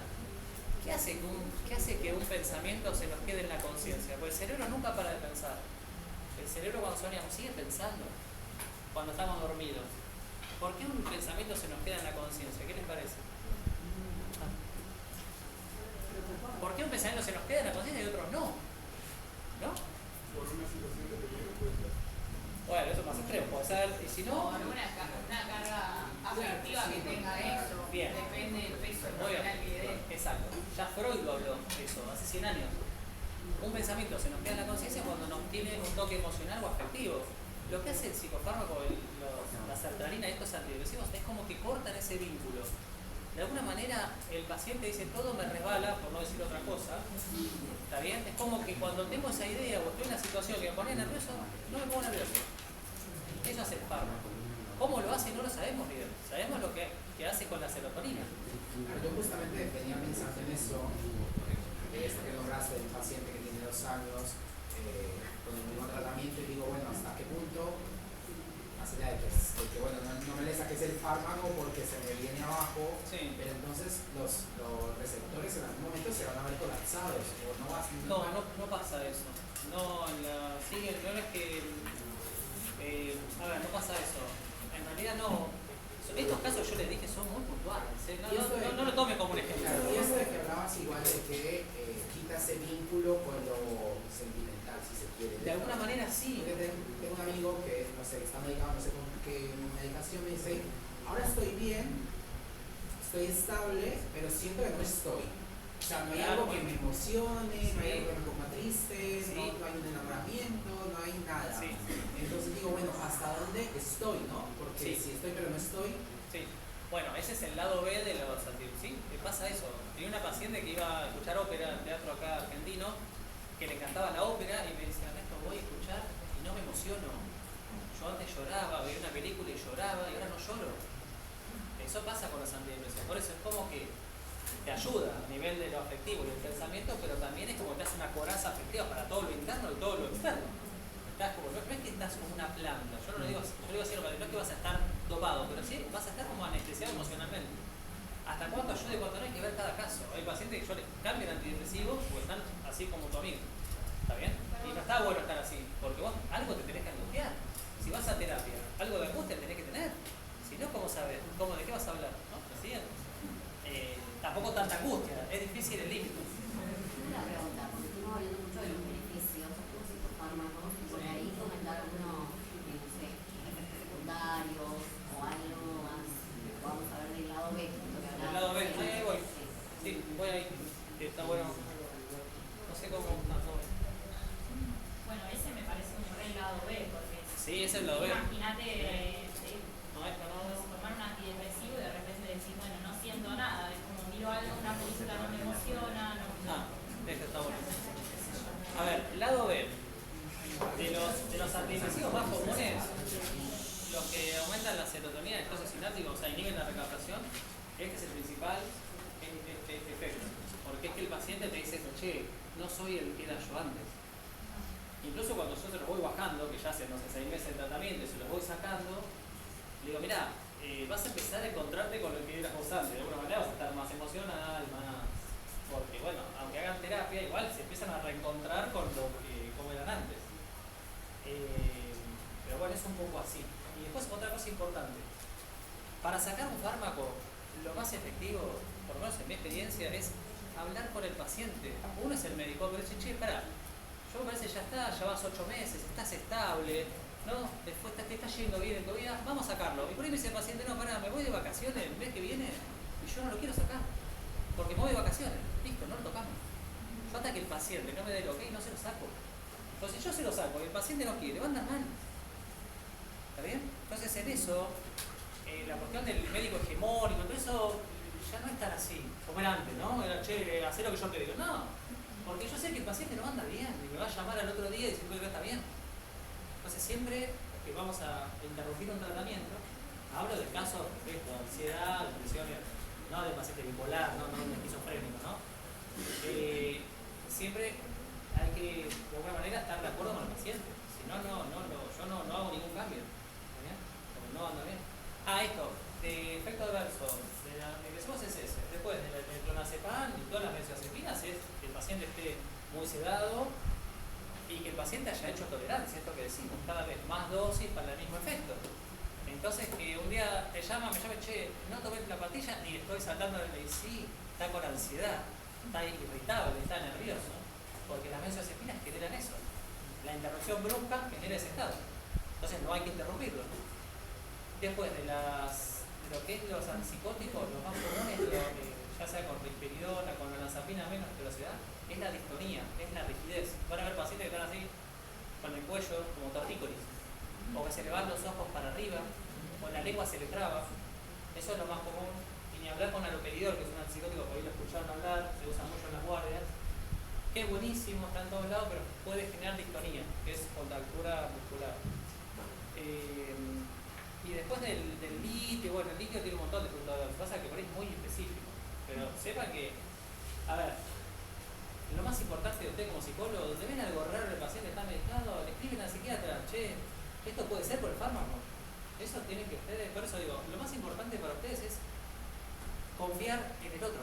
Digamos, y buscar hasta que encuentren a uno o a una que ustedes confían. ¿Está bien? Y entonces ustedes ya se referencian con ese médico. O esos médicos, ¿no? Puede ser de ejecución. Bueno, fíjense este caso. Olanzapina, antipsicótico, litio, estabilizador, clorazepam, lorazepam. Etomina es un antipsicótico. Sertralina se olvidan. ¿Qué les parece? Está bien medicado, ¿no? Bueno, estos son los casos que yo les digo que puede ser, no digo que sea un paciente con trastorno de personalidad, pero un paciente con trastorno de personalidad termina teniendo todos los grupos de fármacos. Porque no tenemos, está deprimido, antidepresivo, se quiere cortar, antipsicótico, no sé, está acelerado, estabilizador oral, termina teniendo todos los fármacos. ¿Está bien? No me acuerdo qué paciente es este, pero Te hago una consulta. no está bien esto, eso le quiero decir, esto no está bien. Dale, porque estás tirando como estás tirando tiros a ver si pega un pájaro. Eso no está bien. Justo mencionaste esto, se quiere cortar un antipsicótico, que en los intentos de suicidio, pacientes que llegan con varios intentos de suicidio, se les da antipsicótico. Sí, y bueno, pensemos que el paciente con intento de suicidio tiene varios intentos, lo que uno trata de frenar es la impulsividad. Después hay que ver a qué responde esa impulsividad. Si es un paciente que está alucinado, que está escuchando voces, si es un paciente deprimido, si es un paciente, no sé, bipolar, que está maníaco, que está eufórico, entonces por ahí se le da por cortarse o por querer hacerse mal. Siempre, o es un paciente adicto con consumo, que no sé, consume cocaína y que no tiene cocaína, entonces tiene un episodio o una ideación suicida. Piensen en el suicidio, realmente se nos preguntan los alumnos, el suicidio no es el acto de quitarse la vida, es un proceso. El suicidio es un proceso, entonces ustedes como profesionales tienen que preguntar a un paciente si tiene ideas suicidas o no. ¿Lo van a empeorar a un paciente si le preguntan a un paciente suyo el día de mañana? ¿Qué piensan? ¿Hay que hablar de eso con el paciente o no? Sí, porque no le vas a dar, muchas veces está el prejuicio, si yo le pregunto le voy a dar la idea. Es una estupidez. Un nene de 5 años ya entiende que se puede suicidar. Todos lo saben. Entonces no pasa por ahí. Uno, como profesional, si sospecha, hay que preguntarlo. A veces es la oportunidad que tiene el paciente de decirte que está pensándolo. ¿Está bien? Después si el paciente va y se suicida, bueno, puede pasar, a ver, no tenemos la bola de cristal, pero ustedes están tranquilos, ustedes lo preguntaron, lo indagaron. ¿No? Distinto si el paciente se suicida y nunca lo preguntaron, porque ay, a ver si yo le pregunto y la gente se va a suicidar igual, le pregunten o no, en todo caso, pregúntenlo. Digo, cuando sospechen, ¿está bien? Eso hay que saberlo, que es así, hay que preguntarlo. No, yo quería, me parecía esta pregunta, ¿hay algún síntoma indicativo para iniciar un tratamiento o depende de cada caso? A ver, si me preguntan, yo le diría, che, a ver, ¿qué síntoma yo tengo que medicar sí o sí? Bueno, una alucinación, sí, el paciente alucinado hay que medicarlo. ¿Está bien? Ahí no hay que dudar. El paciente que ustedes sospechan psicosis y sospechan que está alucinado con una idea delirante, tiene que privarlo. Dice, hacer una interconsulta, lo pueden seguir tratando, pero no es de buena praxis del psicólogo. No, yo no quiero curar por la palabra. No, flaco, no lo vas a curar por la palabra, va a estar alucinado. No le vas a sacar la alucinación. ¿Está bien? O sea, a un paciente que tiene acción suicida, sí, podés tratar, pero está bueno, ahí necesitas un complemento. Un paciente que no habla. ¿Un paciente? Que no habla. Bueno, puede ser un paciente inhibido, un paciente muy deprimido, que está inhibido, que no habla o habla muy poco. ¿Qué lo vas a sostener en la terapia si no está hablando? ¿Está recontra deprimido? ¿Está bien hacer interconsulta? ¿No? Lo que pasa es que, a ver, de vuelta, depende a qué responde el insomnio. Si el paciente, no sé, es un flaco, lo dejó la pareja y no está durmiendo, y bueno, es parte del duelo, es un proceso, y claro, porque es así. En todo caso, bueno, vamos a esta. No, quedó claro, entonces, hay pocos casos que yo digo sí o sí hay que derivarlo, o hay que hacer interconsulta. La mayoría, el 90% van a estar en ese gris, que van viendo ustedes según cuándo, según cada caso. ¿Está bien? Y después, ¿cuándo derivamos a un paciente? Sí, al medio. Antes les quería decir esto, que me parece importante. ¿Cuándo medicamos a un paciente con ansiedad o depresión, que es los cuadros más comunes que tenemos? Pensemos en un paciente ansioso. La mayoría de los pacientes que nos llegan al consultorio, a los psiquiatras, tengo la mitad de la biblioteca que digo lo puedo medicar y lo puedo argumentar, y la mitad que puedo no medicarlo lo puedo argumentar. ¿Está bien? Entonces, como decir, che, ¿cómo haces? ¿Cuándo? De vuelta, es preguntarle muchas veces al paciente, a ver, ¿cómo estás vos con esto? ¿Estás muy cansado? ¿No te lo bancás más? ¿Querés esperar? La mayoría están en terapia. Yo el 95% de los pacientes que tengo me lo derivo al psicólogo, con lo cual ya están en terapia. ¿Lo querés esperar? No, me quiero sacar la duda. Bueno, le explico, tenés esto, aquello, el tiempo de tratamiento, son 6 meses, 1 año, los efectos adversos, listo. Y bueno, muchas veces me dicen, no, quiero esperar, veo, dale, te aviso, ok. Y es esa la consulta, es simplemente que el paciente sepa que está esa opción. Ahora, si es un paciente ansioso, que no duerme hace un montón, que no sé, es un estudiante de la facultad, que no puede concentrarse, no puede rendir un final, tiene problemas, pues bueno, ahí sí es que, digamos, nosotros pensamos en el decimos, o hablamos los psiquiatras por el funcionamiento en la vida cotidiana. Henry A., hoy lo ubica, es un psiquiatra, falleció, que él lo que decía que la enfermedad mental atenta contra la libertad. A mí me gusta pensarlo así. Un paciente ansioso, el ejemplo de la ansiedad, que no puede hacer lo que él se plantea por la cuestión del cuadro mental, bueno, requiere medicación en ese caso. ¿Está bien? ¿Me siguen? O sea, depende mucho, y también del cansancio del paciente. El paciente me dice, no, yo me lo aguanto, esperamos. De vuelta, si es un paciente alucinado, no le voy a preguntar, che, esperamos. Che, mirá, hay que tomar. ¿Está bien? ¿Se entendió entonces? Después hay pacientes que he tenido que se van enojados. No, pero yo que quiero tomar la medicación, no necesitas nada. Pero yo quiero, anda a buscar a otro. Es lo mismo cuando vas a un cirujano que decís, che, quiero que me operen la oreja, y uno vas a encontrar y te opera. Y algunos me siguen, te dicen, no, hasta que uno te opera. Eso es lo mismo. Che, bueno, anda a buscar a tu psiquiatra, qué sé yo. Pero tengo pacientes así que se han ido enojados porque no sé, querían la medicación. Como que... Y después pacientes que me acuerdo que fue muy gracioso, se sentó, un flaco de 22 años, estudiante, no me acuerdo qué carrera, me dice, debuté con el ataque de pánico. No, ¿cómo debutaste? No, todos mis amigos tenían y yo no. Y yo tuve uno. Era boba, obviamente no lo mediqué, era la cosa de pertenecer, ¿no? La terapia. Claro. Después está bueno, para la cuestión del pánico, yo se lo digo a los pacientes, lo pienso, y está bueno todo lo que escribió Freud sobre las crisis de angustia. Eso es el ataque de pánico ahora, es eso. Lee Freud y está mejor que cualquier manual, para ver lo que es.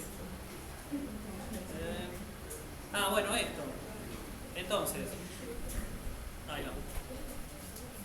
caso por caso, para ver qué fármaco le damos, es así. Nosotros también vamos por ahí, digamos. Porque no todos los esquizofrénicos son iguales, no todos los bipolares. Depende de cómo cada uno transita la enfermedad. ¿Está bien? En la urgencia lo mismo. Hay que ver qué le decís para darle el fármaco, qué no le decís.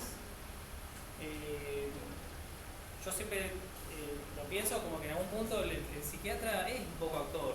Te haces enojado, se planteas, un psicólogo también.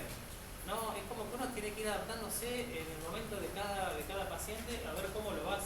Más en la urgencia que no lo conoces. Está excitado y tenés que ver, che, a ver me pone una trompada, ¿no? ¿Cómo lo abordo para que no pase mayores, ¿no?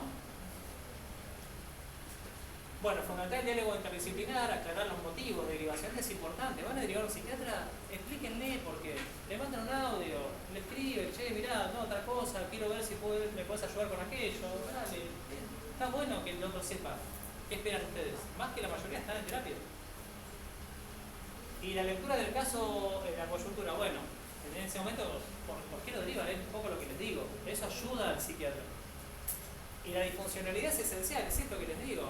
Cuando hay un cuadro mental, un trastorno que afecta a lo cotidiano, y en general eso es una indicación de, ya sea de derivación o de inicio de tratamiento, ¿no? Con fármacos.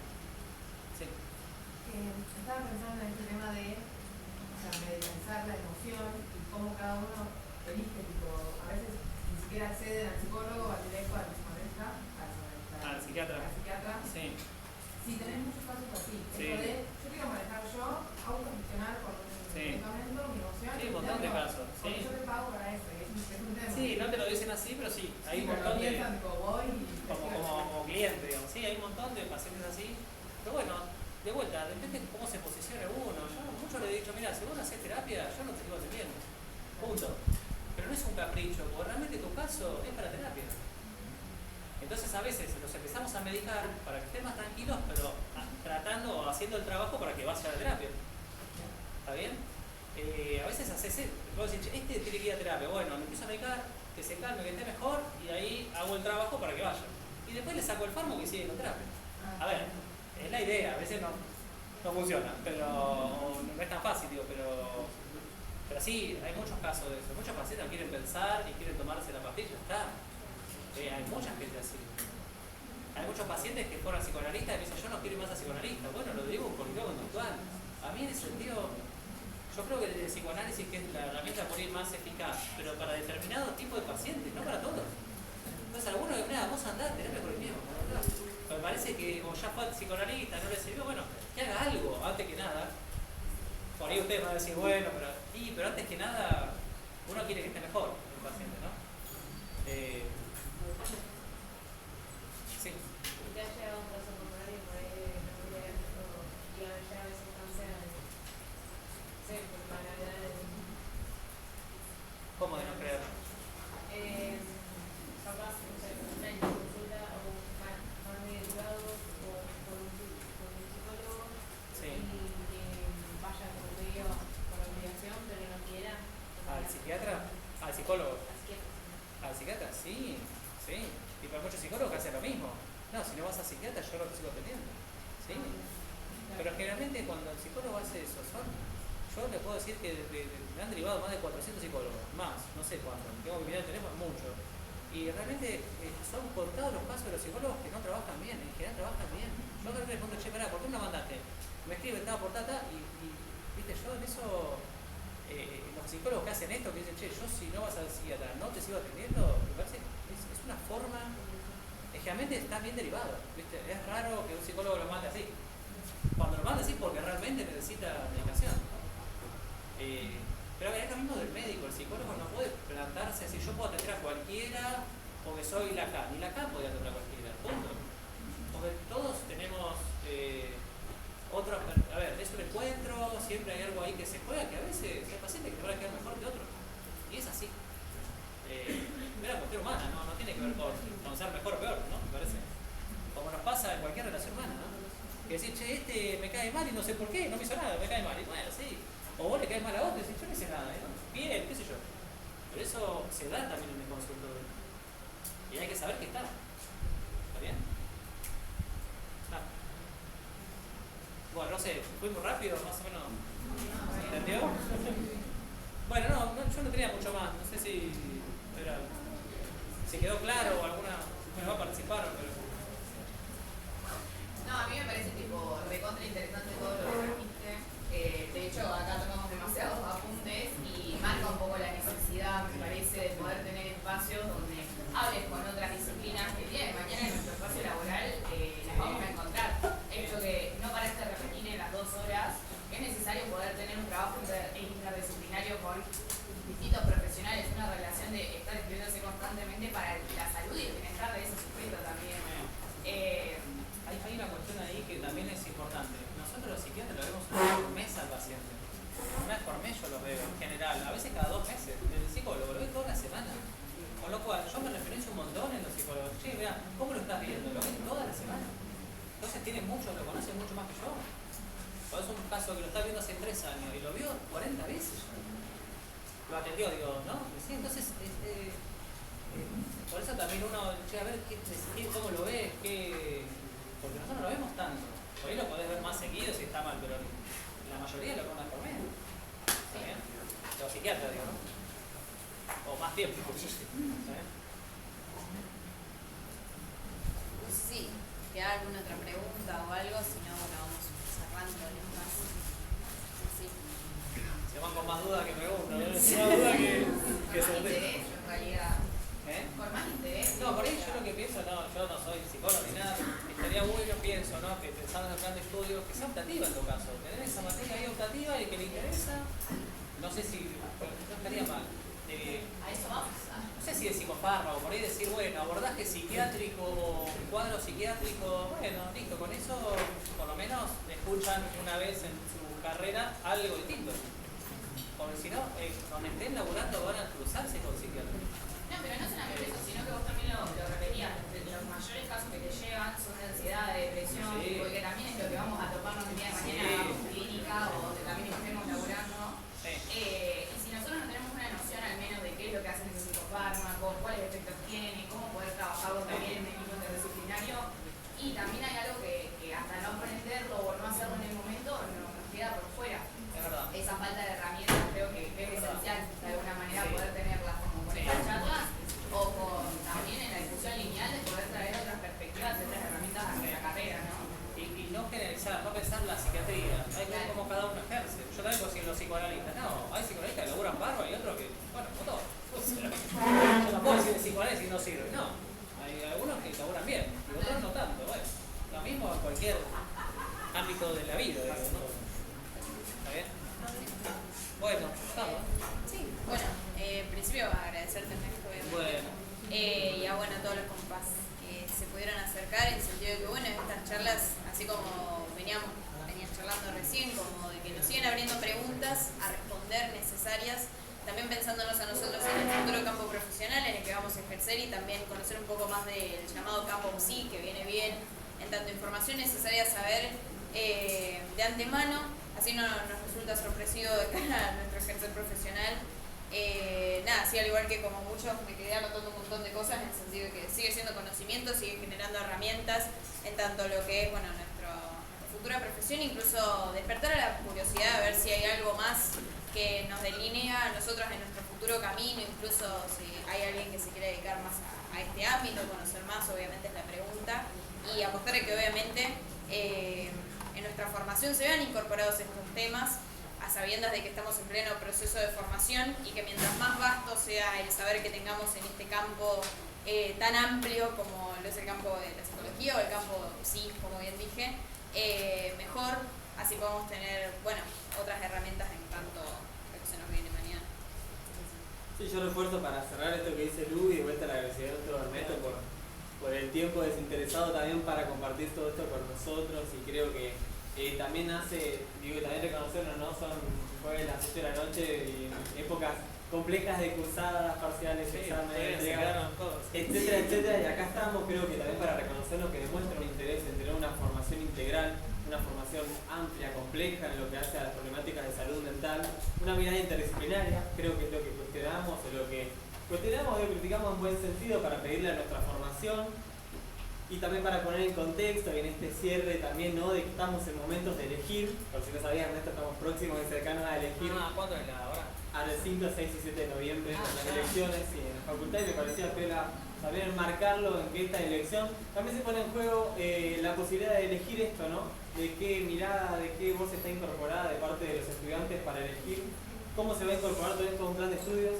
De hecho, también sabiendo y conociendo a profesionales tan piolas que creo que hacen tan amenos estos temas que a veces nos parecen complejos, saber que también hay profesionales a disposición para formarnos de esta manera, ¿no?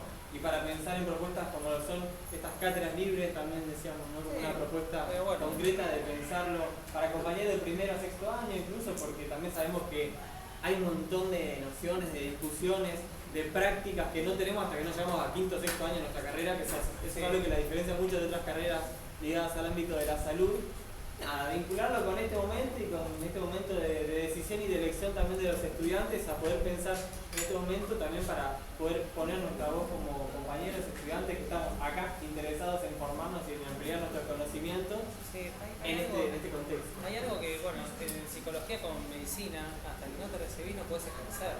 Y yo lo pienso, después en la facu y en medicina, que de alguna manera las universidades, las carreras no se van ayornando a la época, porque es difícil que alguien, ustedes son 6 años cursados, si trabajás y tenés que estudiar, es muy difícil terminar recibiéndote, la verdad que es difícil, medicina eran 7 en mi época, ahora son 6, súper intenso, entonces, no sé, yo lo voy pensando como que estaría bueno no sé, título intermedio, que a vos te permita empezar a hacer algo, entonces es difícil, ¿sí? Es difícil que después te viene otro discurso más de la derecha, no, nadie se recibe, pero es difícil recibirse en nuestro país cuando hay mucha necesidad de laburo, económica y estudiando. Son carreras muy largas. En otros países más desarrollados las carreras son mucho más cortas. Son de 3-4 años, tenés un título intermedio y después si querés hacer la licenciatura. Pero ya con 4 años vos podés ejercer. No sé, digo, tenemos que empezar me parece que la universidad tiene que empezar a pensarlo distinto, porque no es el país de hace 100 años, no sé, yo lo que veo, ¿no? Que son discusiones que queremos tener mucho también en cómo está pensada nuestra carrera, porque hoy tenemos una realidad, nosotros no tenemos nada de especificidad clínica, por ejemplo, hasta, sería casi sexto más que quinto año, recién en cuarto, incluso con psicopata 1, pero incluso discusiones que venimos teniendo, bueno, que salida laboral, por ejemplo, con el 70% de la carrera aprobada podemos ser AT, estudiando el profesorado, pero otra de la segunda carrera que tenemos en nuestra facultad, podemos ejercer antes de recibirnos en algún estado de emergencia, cosas así. Después, en realidad, si quienes están cursando de primero a tercer año, de ahí en adelante, saben que hasta que cursamos las evolutivas y demás, digo, la mitad de nuestra carrera, el ciclo básico, no tenemos una formación para salir a trabajar con gente. Esa es la prueba. Bueno, pues hay que repensar todo eso también. Y pensar esto, ¿no? Sí. Es difícil porque hay leyes, pero es como que hay que empezar. De cara a lo que viene. Porque después te quieren bajar el presupuesto porque te dicen que no te recibís, no se recibe la gente. Y tener la carrera tan larga es difícil, ¿no? Eso atenta contra la. Total. ¿Y sí? Totalmente. No me va a pasar medicina, ¿no? Bueno, muchísimas gracias. gracias.